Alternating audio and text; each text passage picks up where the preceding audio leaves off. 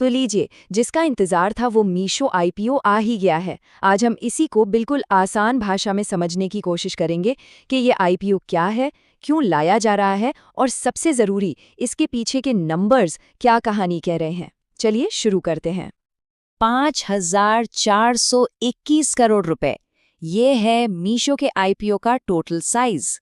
देखिए, सिर्फ ये एक नंबर ही ये बताने के लिए काफी है कि इंडियन मार्केट के लिए ये कितना बड़ा इवेंट होने वाला है। तो इस पूरी कहानी को हम कैसे समझेंगे? देखिए, सबसे पहले हम सिर्फ नंबर्स की बात करेंगे, फिर कंपनी को जानेंगे कि आखिर मीशो है क्या, फिर ये समझने की कोशिश करेंगे कि वो अभी आईपीओ क्यों ला रहे हैं। इसके बाद निवेशकों के नजरिए से देखेंगे और आखिर में कंपनी के फाइनेंशियल हेल्थ की पड़ताल करेंगे। तो चलिए सबसे पहले बात करते हैं सीधे सीधे आंकड़ों की। तो इस आईपीओ का ब्रेकडाउन समझना बहुत जरूरी है। कुल 5,421 करोड़ रुपए में से 4,250 करोड़ फ्रेश इश्यू से आ रहे हैं और बाकी का पैसा ऑफ सेल से। प्राइस बैंड 105 से 111 रुपए प्रति शेयर है, जिसका मतलब है कि एक आम निवेशक के लिए कम से कम 14,985 रुपए का निवेश करना होगा। तो ये फ्रेश इश्यू और ऑफर फॉर सेल में फर्क क्या है? देखिए, ये समझना बहुत जरूरी है।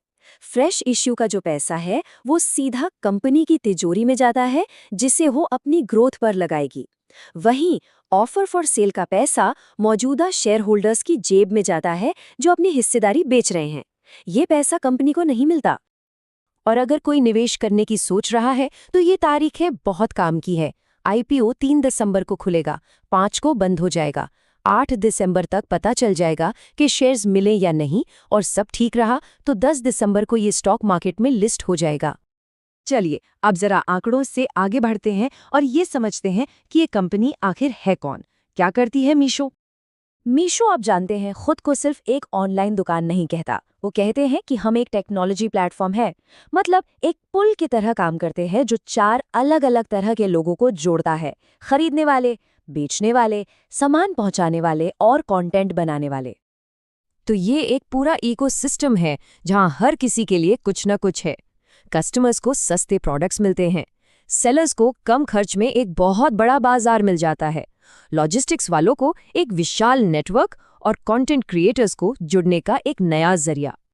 और ये इकोसिस्टम कितना बड़ा है, इसका अंदाजा इस नंबर से लगाइए, 23.5 करोड़। सोचिए, इतने सारे लोग थे जो 30 सितंबर 2025 तक पिछले एक साल में मीशो पर लेन देन कर रहे थे। ये नंबर दिखाता है कि कंपनी की पहुंच कितनी जबरदस्त है। अब अगला बड़ा सवाल कि आखिर अभी ही क्यों? ऐसी क्या जल्दी है पब्लिक होने की, और इस पैसे का ये करेंगे क्या? कंपनी ने अपने इरादे बिल्कुल साफ कर दिए हैं। आईपीओ से मिले पैसों का सबसे बड़ा हिस्सा यानी 42% सीधा जाएगा क्लाउड इंफ्रास्ट्रक्चर पर, मतलब टेक्नोलॉजी को और बेहतर करने पर। फिर 31% खर्च होगा मार्केटिंग और ब्रांड को चमकाने पर, और 15% एआई और टेक टीम को मजबूत करने में लगाया जाएगा। तो कुल मिलाकर ये आईपीओ भविष्य के लिए एक बहुत बड़ा रणनीतिक दाव है। मीशो टेक्नोलॉजी, ब्रांडिंग और ग्रोथ में जोरदार निवेश करके मार्केट में अपनी पकड़ और भी मजबूत करना चाहता है। चलिए, अब नज़र बदलते हैं और एक निवेशक की नज़र से सोचते हैं। अगर किसी को पैसा लगाना है तो उनके लिए क्या क्या जानना जरूरी है? ये पॉइंट समझना बहुत जरूरी है। आईपीओ का जो पूरा केक है वो सबके लिए बराबर नहीं है। इसका सबसे बड़ा हिस्सा 75% रखा गया है बड़े बड़े संस्थानों के लिए, 15% है हाई नेटवर्थ लोगों के लिए, और हम आप जैसे आम रिटेल निवेशकों के लिए सिर्फ 10%। तो अगर कोई रिटेल निवेशक है तो उनके लिए शुरुआत करीब 15,000 रुपए से होती है। वहीं जो बड़े खिलाड़ी हैं, जिन्हें एचएनआई कहते हैं, उनकी बात 2 लाख रुपए से शुरू होकर 10 लाख के भी पार जाती है। और अब आते हैं सबसे जरूरी सवाल पर, जिसके बिना सारी बातें अधूरी हैं। कंपनी के फाइनेंशियल्स कैसे हैं? क्या ये कंपनी पैसा बना भी रही है? और यहीं आकर कहानी में एक बहुत बड़ा ट्विस्ट आता है। एक तरफ देखिए, कंपनी का रेवेन्यू 26% बढ़ गया, जो कि कमाल की ग्रोथ है।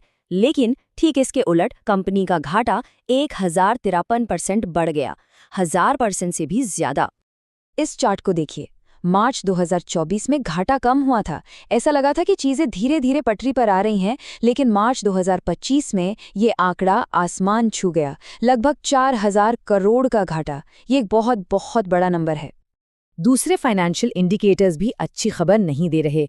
नेटवर्थ पर रिटर्न और पीई रेशियो दोनों नेगेटिव में हैं। बिल्कुल साफ शब्दों में कहें तो कंपनी फिलहाल तो मुनाफे में नहीं है। हाँ, ये जरूर है कि कई नई टेक कंपनियों की यही स्ट्रैटेजी होती है कि शुरुआत में सिर्फ मार्केट पर कब्जा करो, प्रॉफिट बाद में देख लेंगे। एक और बहुत ही अहम बात जो कंपनी की फाइलिंग से सामने आई है, वो ये कि अभी तक किसी भी रजिस्टर्ड ब्रोकर ने इस आईपीओ को सब्सक्राइब करने की यानी खरीदने की सलाह नहीं दी है। तो आखिर में ये पूरी बात हमें एक बड़े सवाल पर लाकर छोड़ देती है। ग्रोथ तो है, पर उसकी कीमत क्या है? मीशो की कहानी तेजी से मार्केट पर कब्जा करने की है, भले ही इसके लिए बड़ा घाटा उठाना पड़े। ये बाजार पर हावी होने के लिए एक ऊंचे दाव वाली बाजी है, और अब देखना ये है कि भविष्य में ये दाव कितना सही साबित होता है।